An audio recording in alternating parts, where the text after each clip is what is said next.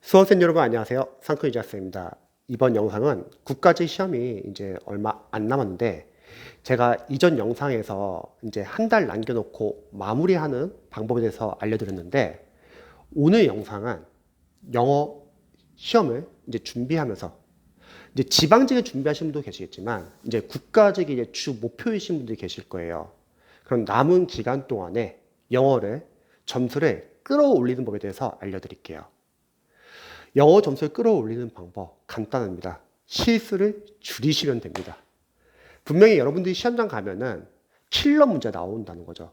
제가 영어 과외를 하면서 연도별로 킬러 문제들을 분석을 해보면은 적게 나올 때는 뭐 한 문제도 나올 수 있지만 많게 나오면 뭐 세 문제, 네 문제도 나올 수 있습니다.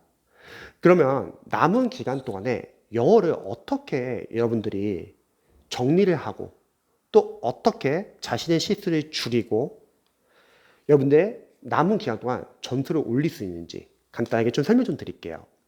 우선 첫 번째는 어휘는요. 여러분들이 보고 있던 어휘 교재들 있잖아요. 그 어휘 교재에서 계속 모르는 단어 위주로만 보세요. 제가 이제 공무원 선생님들의 상담을 해보면은 이제 종종 많이 물어보는 게 선생님 저 시간이 없는데 이 어휘 단어책에 있는 표제어 다 외울 수 없을 것 같아요. 근데 이 표제어 중에서 어떤 단어는 기출에 나왔던 단어고 어떤 단어는 기출에 안 나와 있는 단어인데 그러면 기출에 나온 단어만 봐도 될까요? 이렇게 여쭤보시는 분들 많이 계세요. 이해는 돼요. 불안하니까. 그런데 저는 생각했을 때 그 어휘 교재를 만드신 강사님들도 아마 생각이 있을 거예요.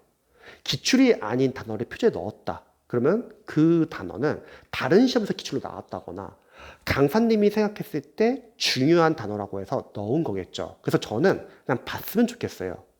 왜 그러냐면 만약에 여러분들이 시간이 없다고 해서 표제어 위주로 보는데 기출에 나온 표제만 본다고 할게요. 기출에 나왔던 A라는 단어와 기출에 안 나왔지만 강사님이 중요하다고 생각한 B라는 단어. 자, 근데 문제는 뭐냐면요. 어떤 단어가 시험에 나올지 모르거든요. 그러면 철저하게 A만 보신 분들은 문제는 뭐냐면 A라는 단어가 안 나오고 B라는 단어가 나오면 틀릴 수가 있다는 거죠. 하지만 그냥 B라는 단어까지 어차피 표제가 있으니까 보시는 분들은 혹시 이 B라는 단어가 시험에 나온다면 맞출 수 있다는 거죠. 그래서 보시면 좋을 것 같아요. 그래서 여러분들이 지금까지 봤던 단어장이나 뭐 어휘 특강이나 등등등 그 중에서 모르는 단어 위주로만 계속 줄여나가시기 바랍니다. 그리고 추가적으로 하나 더 조언을 드리자면 혹시 내가 어휘가 지금 어느 정도 좀 잡혀 있어요. 그런 분들은 이전에 기출 문제들을 다운받아가지고 어휘만 그냥 빠르게 풀지 말고 다쪽을 읽어보세요. 왜냐면 영어 강사로서는 이전에 나왔던 어휘 생활 영어에서 계속 반복됩니다. 그래서 그런 것도 나쁘지는 않을 것 같아요. 자, 두 번째, 문법. 문법을 남은 기간 동안에 점수를 끌어올리는 방법 아주 간단합니다. 문법은요, 여러분들이 이미 나오는 출제 포인트가 정해져 있어요. 안 벗어납니다. 전혀 생판 모르는 출제 포인트가 출제되지는 않아요.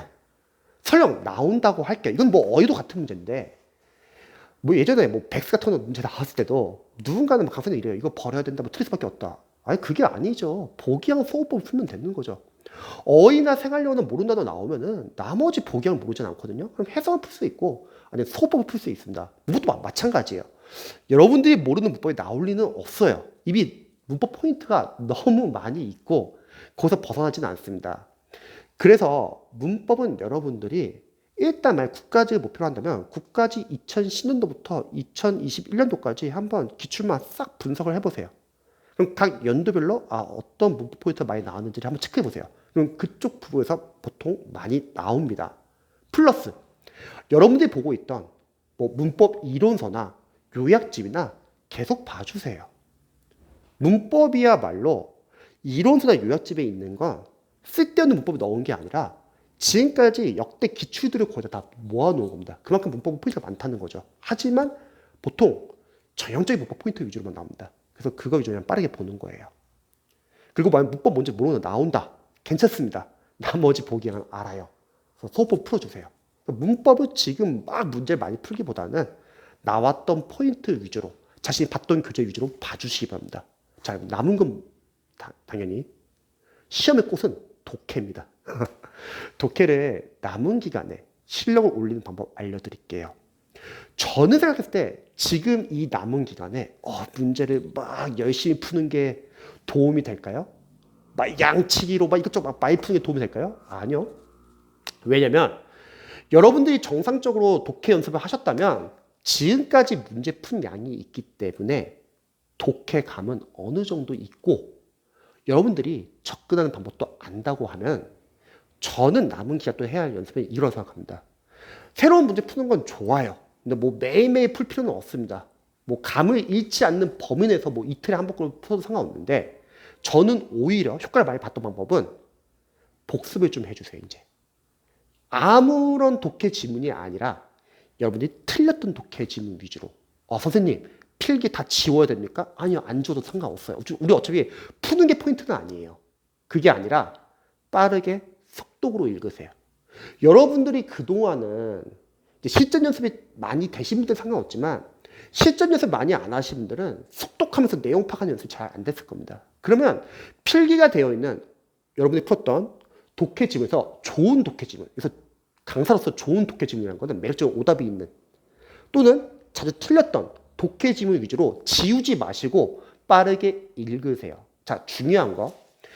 여러분들 독해 스킬 강의를 들어보면 알겠지만 종종 킬러 문제 나와요. 어떤 문제들은 우리에게 해석을 요구해서 해석을 풀 수 있는 문제가 아닌 것 경우도 있어요. 어려운 뭐 과학 지문, 막 철학 지문, 추상적인 지문들은 우리가 완벽하게 해석할 수 없어요. 저는 늘 리딩 스킬 수업에서 보통 수험생에게 강조하지만 우리가 완벽하게 해석하는 게 중요하지는 않아요. 실제 시험에서 완벽하게 해석 못할 수 있습니다. 그거는 강사님들이 가능한 거고 우리 수험생들은 완벽한 해석을 못한다 하더라도 내용 파악이 안 된다 하더라도 만약에 어떤 킬러 문제, 독해 문제 봤어요. 거기서 멍하니 이거 큰일 났다. 뭐 하나도 안 익혀. 좌절하는 게 아니라 답에 단서 찾는 거예요. 네, 중간에 수강생분께서 갑자기 상담을 오셔가지고 잠시 영상을 이어서 한번 들어보도록 할게요. 영어 독해에서 남은 기간 동안에 여러분들이 지금까지 풀었던 독해 지문을 그 중에서 어려웠던 독해 지문이나 좀 매력적인 오답이 있었던 독해 지문 위주로 최대한 빠르게 복습을 해보는 거예요. 뭐 필기를 여러분들이 지울 것까지는 없어요. 왜냐면 문제를 다시 푼다고 했을 때 답을 맞추는 게 중요한 게 아니라 글을 빠르게 읽으면서 답의 근거를 찾는 거거든요. 물론 푸는 감을 유지를 하기 원하시는 분들은 뭐 이틀에 한 번꼴로 뭐 새로운 문제 푸는 건 나쁘지는 않아요.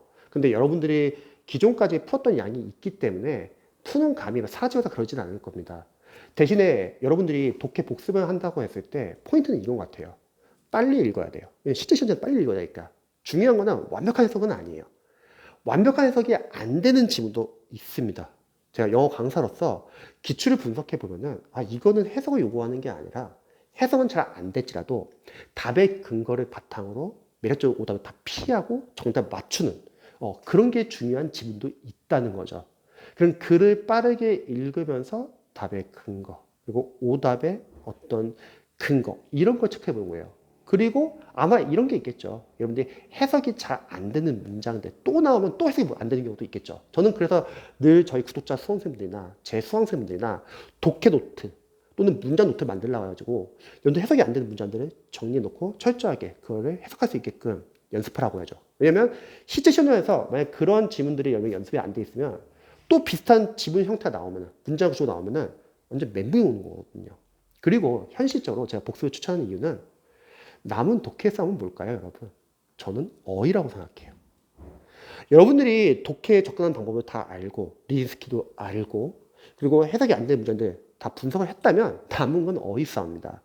그래서 다시 한번 말하지만 기출 독해가 중요합니다. 종종 영어 강사님들이나 학교생들이나 영어 기출 독해 중요하지 않습니다. 왜? 똑같은 질문 안 나오니까. 근데 그거는 시험의 본질을 몰라서 그런 거죠. 우리가 영어뿐만 아니라 국어도 마찬가지지만 똑같은 지문이 나올 거에 대비해서 공부한 게 아니죠. 기출이 중요한 이유는 지문이 너무 좋아요.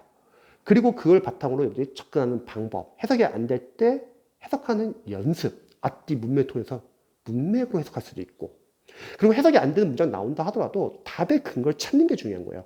완벽한 해석으로 접근하려고 하면 못할 수도 있어요, 여러분. 5과목 빨리 푸는데 어떻게 완벽한 해석이 될 수 있습니까? 강사도 아니고. 그게 아니라 해석이 좀 안 된다 하더라도 답의 근거를 지면서 찾을 수 있다는 거죠. 그걸 바탕으로 답의 기준을 딱 세워놓고 거기서 여러분들 복양수업법으로 제일 알맞은 정답을 고르는 게 중요하다는 거죠. 그래서 남은 결국 어휘 싸움이에요. 왜냐면 독해에서 자주 쓰이는 독해용 어휘들은 정해져 있거든요. 그래서 여러분들이 빠르게 복습하면서 독해용 어휘들을 체크하는 겁니다. 그래서 이런 식으로 여러분들이 정리를 하다 보면은 내 약점이 계속 보이실 거예요. 그 부분을 보완하는 겁니다. 그래서 영어 강사로서는 남은 일주일 동안 여러분들이 영어를 그냥 무조건 막 양치로 보는 게 아니라 적절하게 이렇게 정리랑 복습을 병행하는 거죠. 그렇게 하면 여러분들이 시험장 갔을 때 만약에 어려운 문제 나와요. 킬러 문제 나오는 거예요. 그러면 그 문제를 못 푸는데 막 들어가서 시간 뺏기고 정작 맞출 수 있는 다른 문제에서 시간이 부족해서 틀린 것보다는 빨리 그 문제 넘어가고 나머지 문제를 실수하지 않고 다 맞추는 겁니다. 그리고 거기서 줄인 시간에 다시 어려운 문제 들어가서 여러분들이 복양 소법을 푸는 겁니다. 이렇게 하면은 충분히 영어는 합격점이 나옵니다. 잊지 마세요. 모든 직렬은 영어가 고득점이 필요한 건 아니에요. 영어는 당연히 어려울 수 있어요. 국어랑 영어는 지문이 길기 때문에 여러분들이 어렵게 풀 수 있습니다. 다른 과목을 풀다 보면은 그게 아니죠. 합격점만 넘기면 되는 겁니다. 종종 수험생들 중에서 잘못 생각하고 있는 게 영어는 고득점이 필요해. 여러분, 영어 고득점 맞기 쉽지가 않아요. 영어는 진짜 필기 합격점만 넘기면 되는 거야. 다른 과목에서 고득점 맞으면 됩니다. 근데 이거를 잘못 알아가지고 영어는 완벽하게 공부할 필요 없어. 영어는 막 대충 공부해도 돼. 영어는 어느 정도만 공부하면 돼. 그렇게 공부하시는 분들은 놓쳐요. 본인의 약점을. 그게 아니죠. 일단 정해져 있는 시간 내에서 우선순위 둬가지고 집중을 하되 약점을 보완해가지고 여러분들이 체적으로 공부하는 거죠. 그래야지 어렵게 나오더라도 점수가 나오는 겁니다. 그래서 영어는 이런 식으로 여러분들이 좀 정리를 해보시면 좋을 것 같습니다. 저도 응원할게요. 영상 봐주셔서 감사합니다.